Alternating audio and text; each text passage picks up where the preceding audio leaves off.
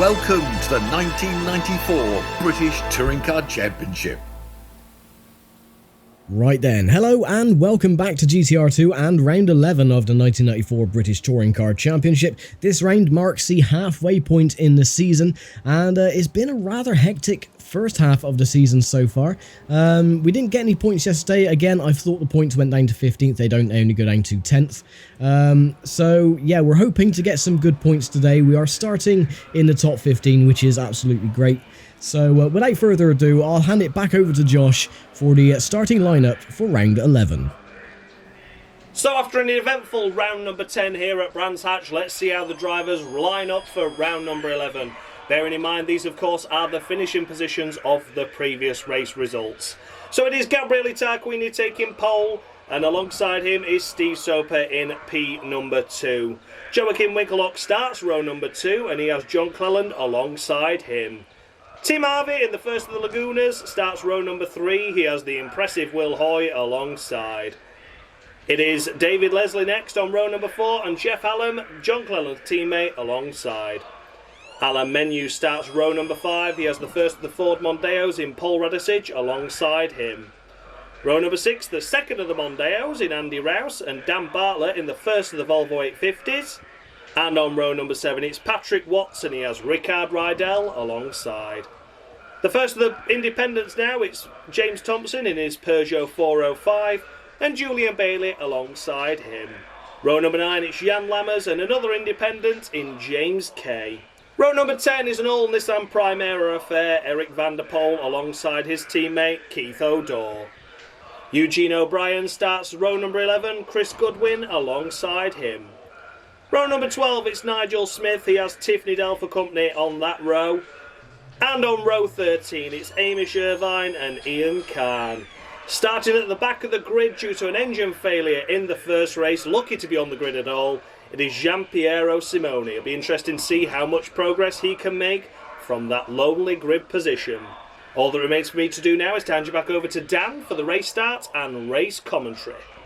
Great stuff. Thank you very much, Josh, as always. And look at this lovely packed-out grid. 27 cars once again lining up on the grid with Giampiero Simone starting at the very back. So it is an Alfa Romeo sandwich for 1st and 27th with a lot of meaty fillings in between. So yeah, we're going to be starting 12th for this one. Not a bad finishing position from yesterday. So we're hoping to capitalise on that, hoping to get into the top 10 and get some points, but you know, with the way the Volvo is and my feelings towards this circuit, might not happen. In fact, I know it's not going to happen, but we'll try anyway. So let's get all the information up on the screen as the rest of the grid scrolls through. And we will begin another 18-lap marathon around the good old Grand Prix circuit of Brands Hatch. So, yeah, not too bad. And with that, the lights should be coming on the gantry, the revs will be rising, and round 11 is underway.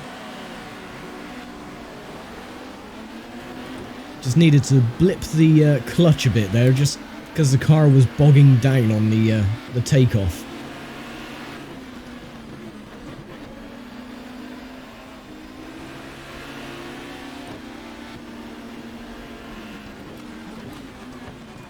We can dive it into Druids. Again, same as I said yesterday, if the game looks like it is lagging or a few frame skips here and there, that is nothing I can do about that, unfortunately. Oh, excuse me, Will Hoy. That is purely down to the track itself. It needs to be optimized properly. And obviously, from the looks of it, similarly to Alton Park, this one still needs a bit of work. So yeah, unfortunately, nothing I can do about that, so we're just going to have to grin and bear it.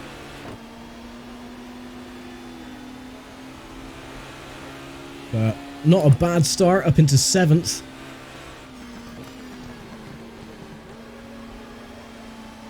Luckily, with that little bit of practice from race 1 yesterday, we are a little bit more confident with the track layouts. So hopefully that should pay dividends for this race.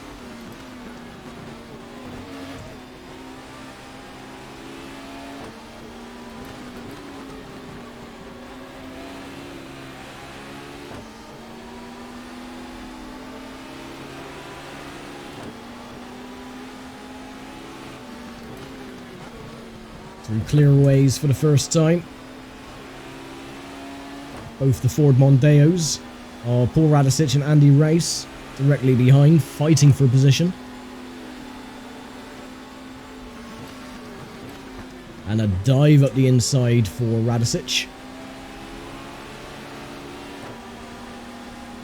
But I'm going to take the Kiwi on the inside.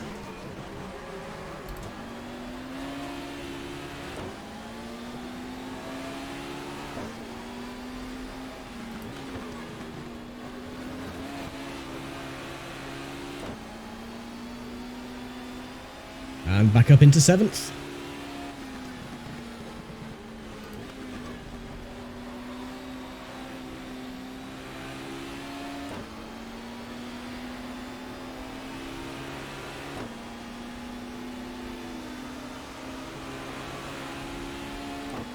So my goal for this one is to avoid being passed by the Ford Mondeos. It probably won't be successful.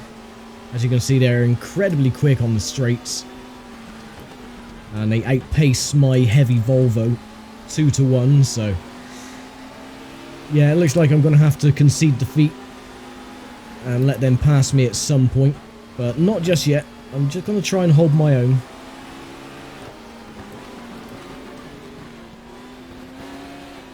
And just see how long I can keep them behind me for.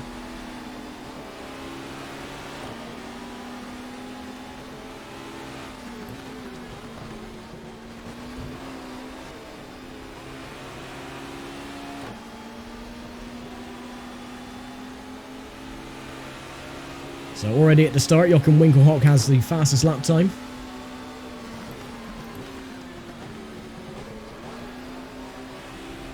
Radicic trying to make the move on the outside of Paddock Hill Bend. And he's trying again going through Druids, but we always have the faster line going through Druids, so that was always going to end in misery for Radicic.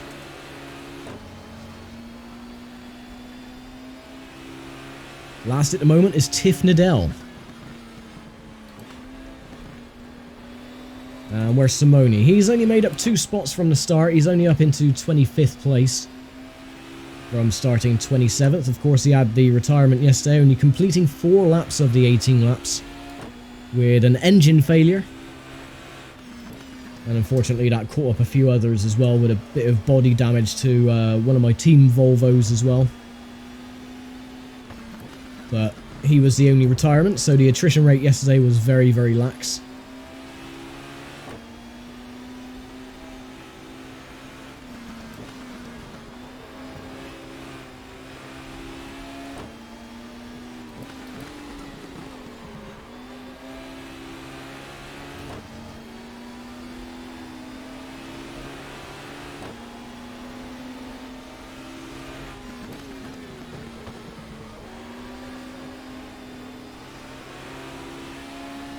Tarquini still leads the way. Steve Soper now has the fastest lap time, and Jochen Winkelhock 3rd.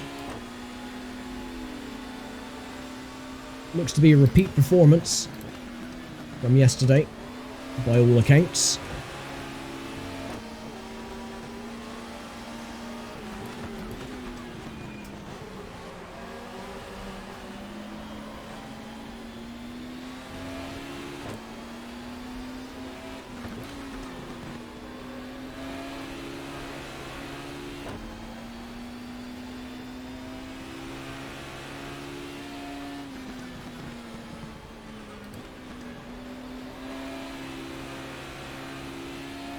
Now what I'm doing, I'm very carefully taking care of my tyres as well. I don't want to rush into corners or cause the tyres to degrade any faster than they usually do, but I think with the Fords trying to squeeze past all the time, that's going to make their tyres degrade a lot faster. So I'm hoping their tyres will go off and I'll be able to pull a little gap on Rice and Radicic. I doubt it'll work, but that is just my thinking process.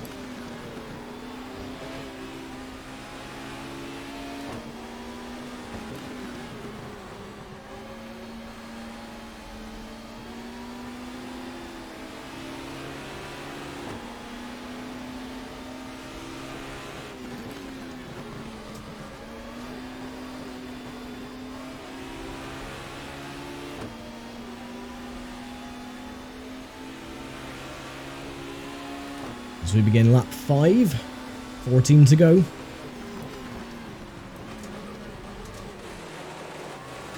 And I was busy looking in the mirror then, not where I was going, so that was a very silly mistake.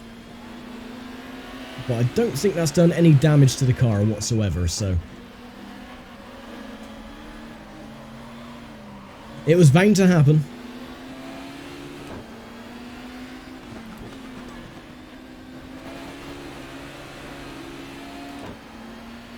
But it's fine. We were going to be passed by the Fords. They were way too quick on the straight, so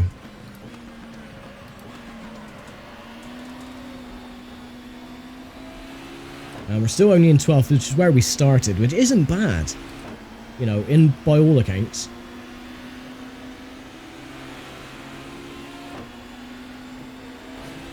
Oh, a little whack up the rear by the Carina.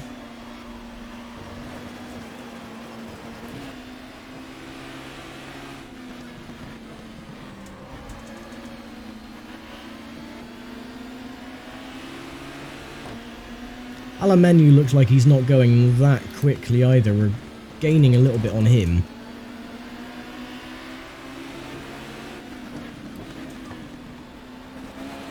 So once all this bumping and boring is finished, we can hopefully pull away from Julian Bailey and catch up to Menu.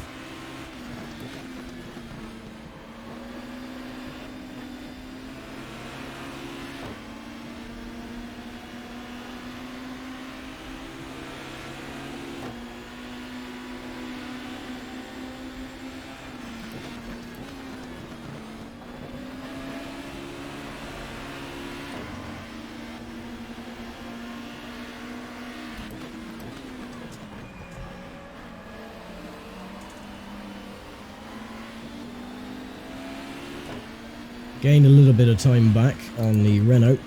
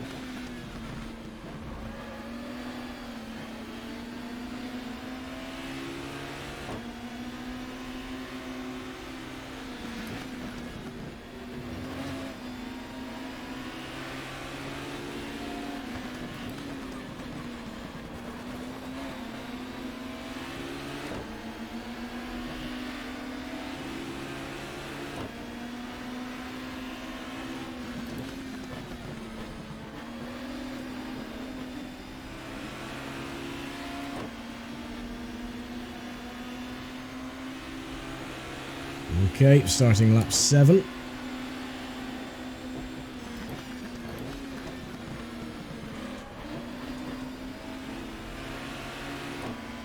Blocked the line from Julian.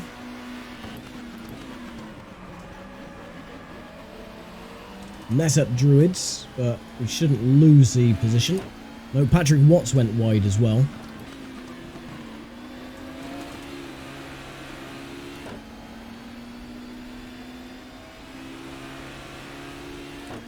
And because of that, that has pushed Jan Lammers back up into 14th place. And Rickard Rydell up into 16th.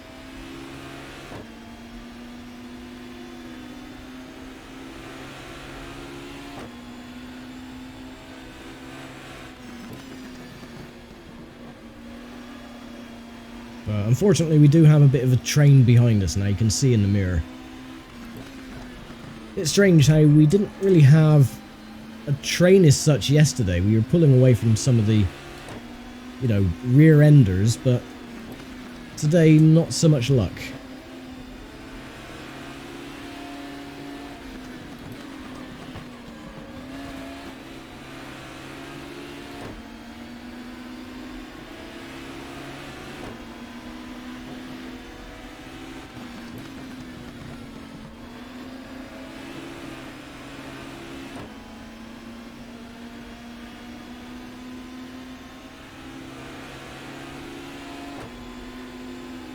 defend the inside line.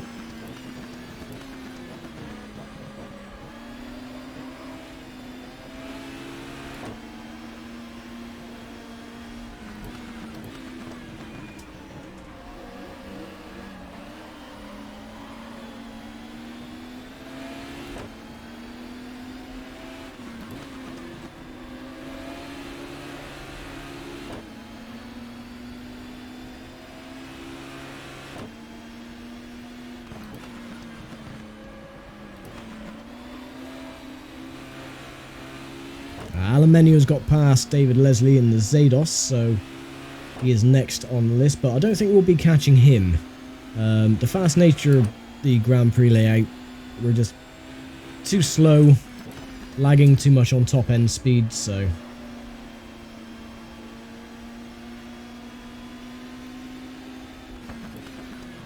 So I'm just going to try and preserve the tyres and get another top 15 position.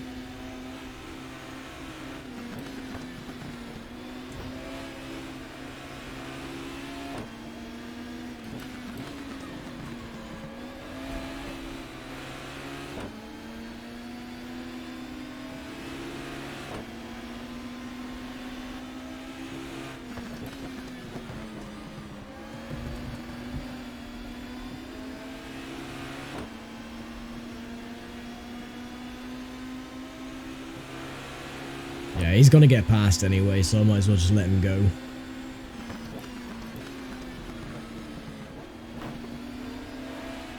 Take his bumper off at the same time. And then swiftly take the position back again going through Druids, just because I can be a selfish little git at times.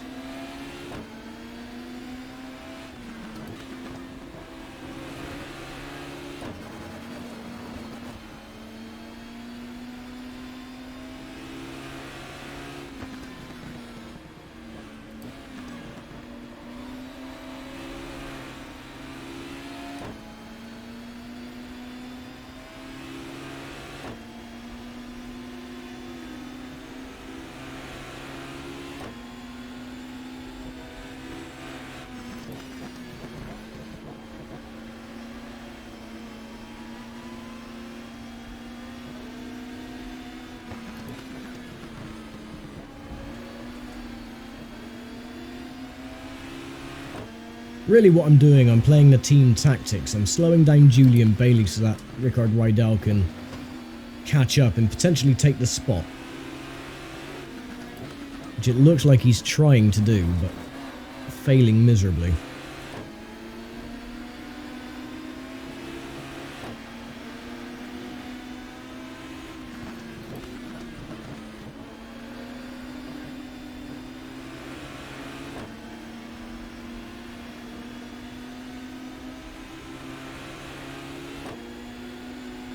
There we go, lap 10.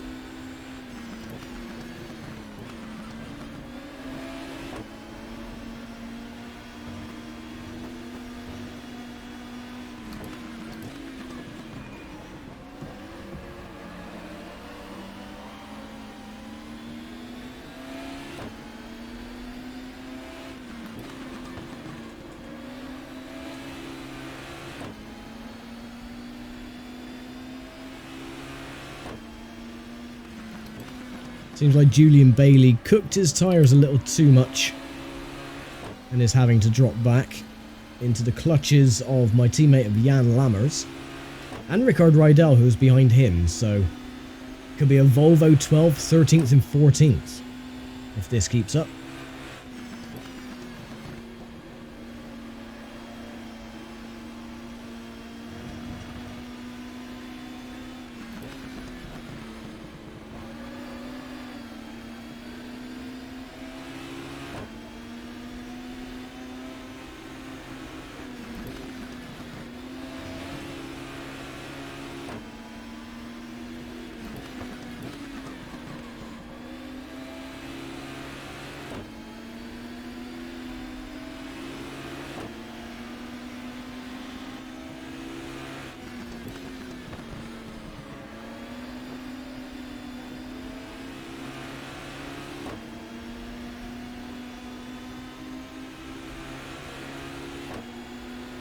8 laps to go.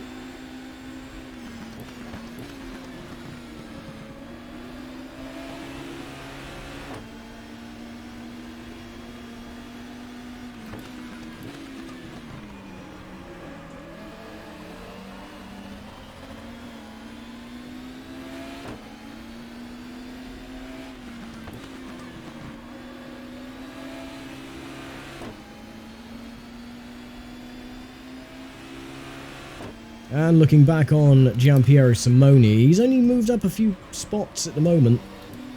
He's only in 22nd place, so he's not doing great, all considering. By rights, he should be speeding past the back markers, but just doesn't seem to have the pace, it seems.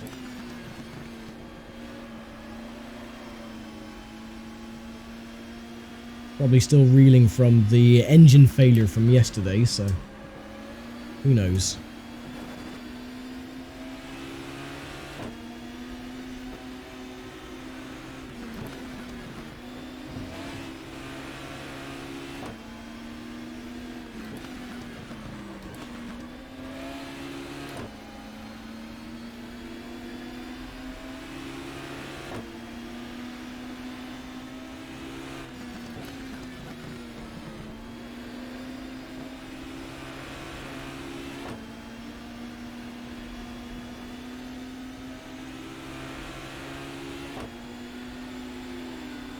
Lap 12.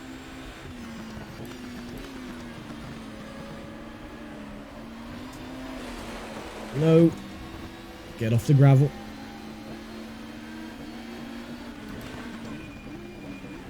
Slow down Julian Bailey. That should give the Volvos a chance to squeeze up the inside.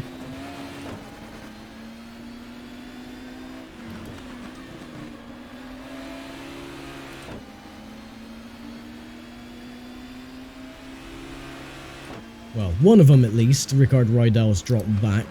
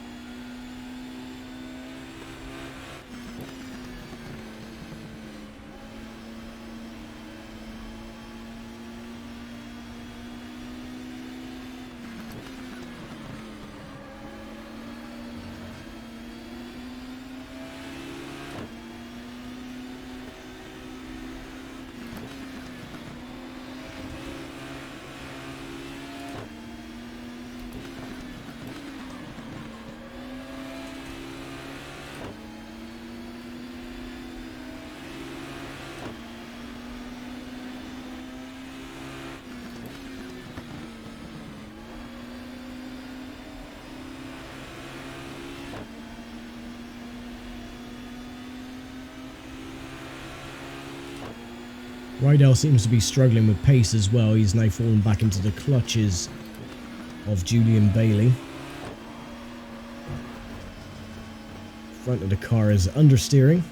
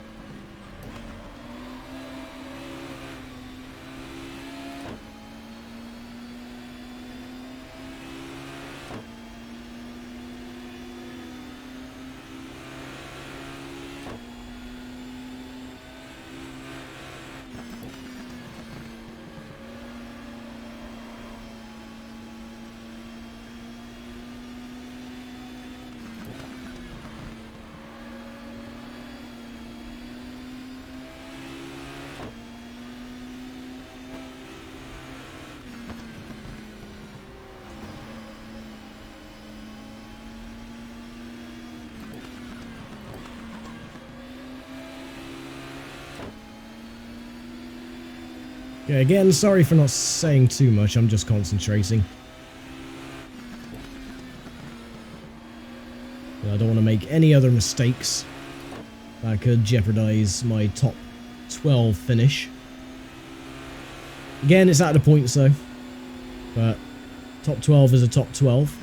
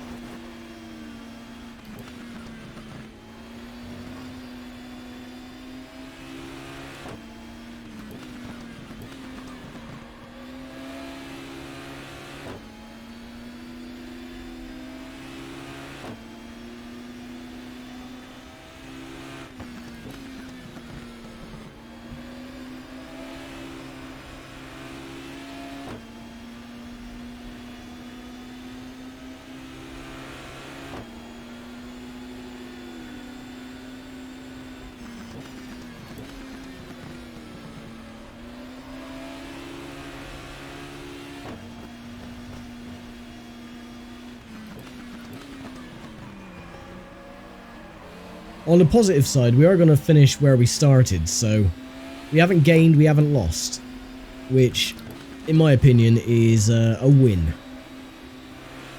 Because we could have lost out big time when we went off into the gravel, but only ending up back where we started anyway, that is, you know, pretty good odds.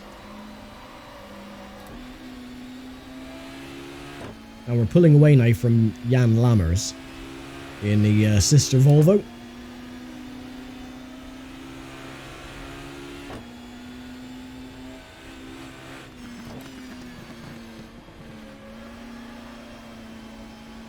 Looks like if Tarquini gets another victory today, then he is slowly clawing back the points deficit that he lost from the BMWs, because I think he's trailing like 40 odd 50 points, something like that. Oh. No, don't spin it, you son of a bitch. Oh, go on, put me in the right direction. Son of a bitch. God damn it. We've got Keith O'Dore behind us now. Oh, that is bloody annoying.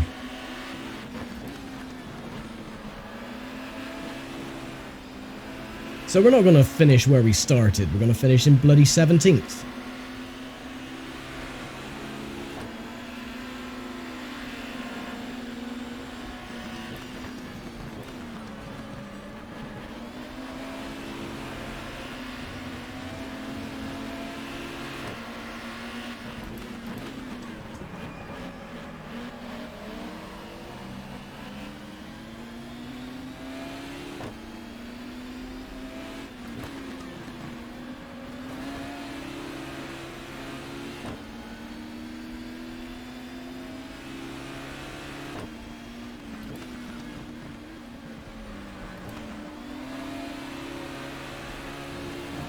Oh, and again, oh, what the hell is wrong with the car? Something is not right with the car for some weird reason, unless we just clip the grass on the outside.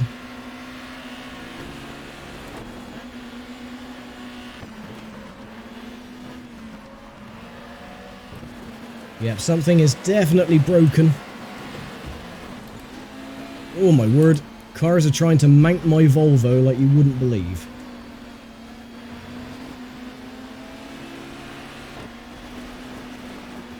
Yeah, something definitely feels broken in the rear.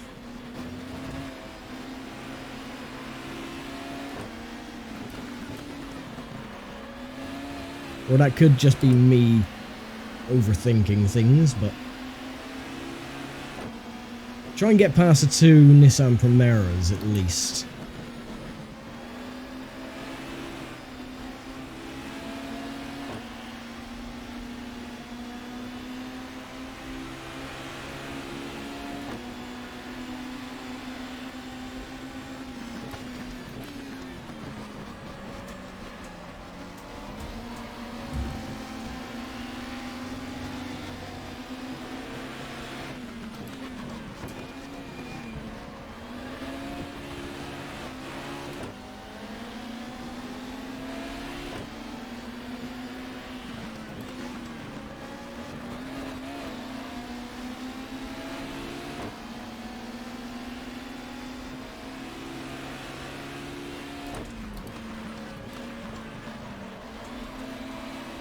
Well, this is a bit of an embarrassment, really. But doesn't really matter. We weren't going to score points anyway, I mean, being in 12th. And we're certainly not going to score points in 20th, but I think we are still, in the sense of Volvo, we are still leading both our teammates, which is good. So there's a little bit of inter-team rivalry going on in the car again, understeering like a son of a bitch. Get back on the circuit.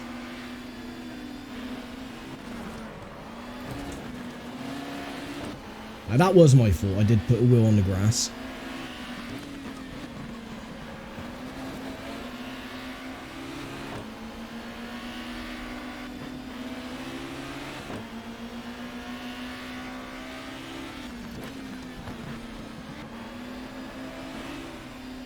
I think we have picked up a little bit of damage though, somewhere. Because the car is understeering a lot more than it usually is. Oh well, last lap. So it's all going to be coming to an end anyway, very shortly.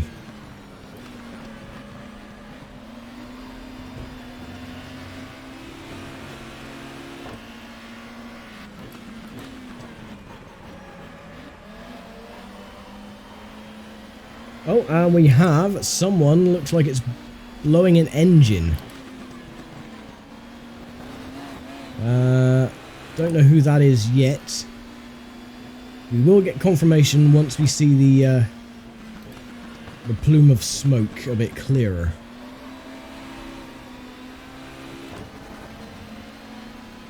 But someone's definitely grenading an engine, it seems. And Steve Soper gets the victory then in the end. Overtakes the Alfa Romeo with the last couple of laps. And Winkelhock and Tarquini the top 3.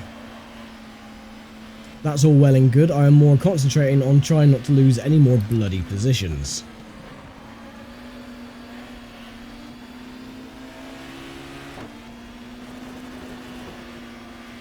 I'm just overthinking things and making mistakes now.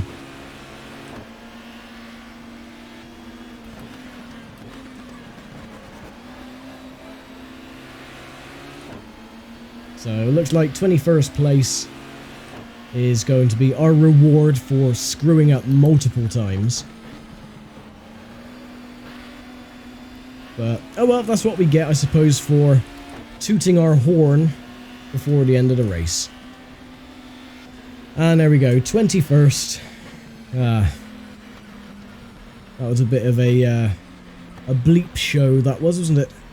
But anyway, that is race 11 done, round 11 done of the championship, and I will throw it back over to John Hindhaugh in the Haggerty Global broadcast booth for the race results and championship standings after round 11.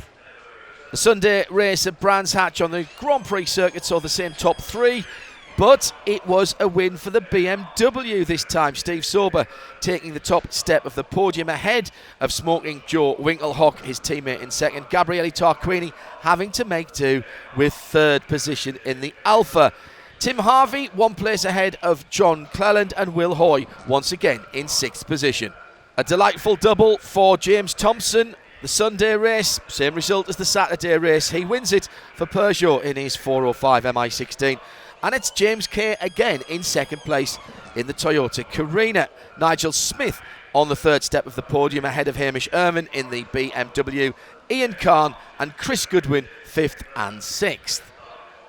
11 rounds completed in the 1994 Auto Trader RAC British Touring Car Championship, and here are the standings. Joe Winkelhock still has a pretty decent hold on the championship with 180 points. Gabriele Tarquini moving ahead of John Cleland, 127 to 116, that 11-point gap coming courtesy of 2 visits to the podium by the Alfa Romeo driver this weekend at Brands.